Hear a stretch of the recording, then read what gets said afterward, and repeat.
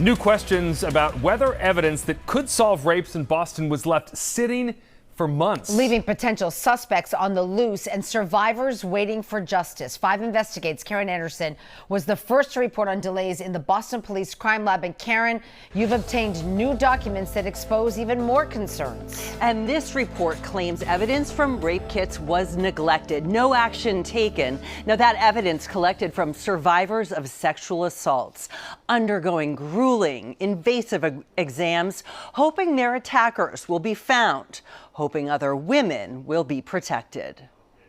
It's a complete injustice for survivors. Frustration and disappointment from State Representative Natalie Higgins, herself a sexual assault survivor, learning about the Boston Police Crime Lab's latest delay. And it's been frustrating to see so much resistance to seeking justice for survivors. The failure revealed in this Boston Police document written by the team that's using a federal grant to investigate cold case rapes. It says advanced testing of 100 rape kits has identified 28 DNA profiles where none had been found before. To solve crimes, the lab has to enter those 28 profiles into the National DNA Database.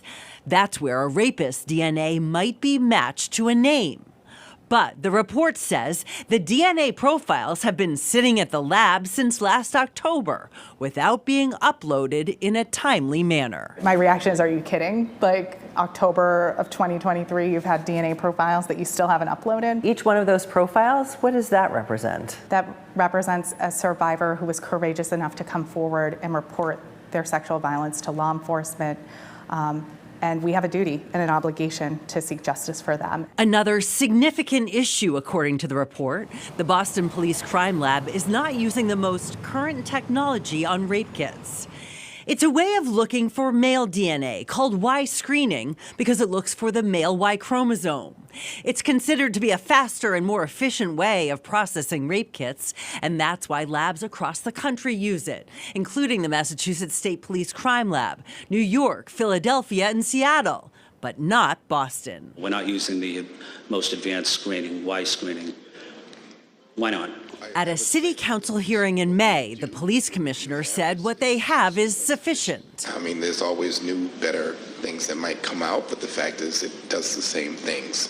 And so I would say the equipment we have is certainly sufficient for what we have and what we need for at this moment. But the report says otherwise. Why screening is needed, it says. The timely manner and efficient testing of these kits continues to be a barrier. It's not sufficient and it's not the same. The report lays out additional concerns, including chronic instability in departmental leadership. As we first noted, the lab's director has been on paid administrative leave for almost 2 years.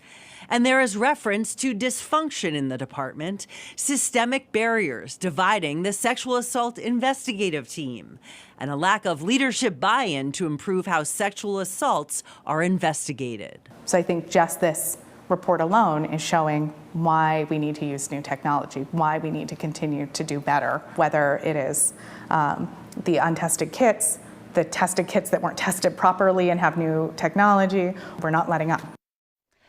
Now, a spokesperson for the Boston Police Department disputes the timeline laid out in this report, which again was written by members of their own department. In a statement just released to us tonight, BPD claims they didn't get the first rape kit results until January. Now, 19 of those profiles have been uploaded to the national database, and they again told us they're working on implementing Y screening in Boston.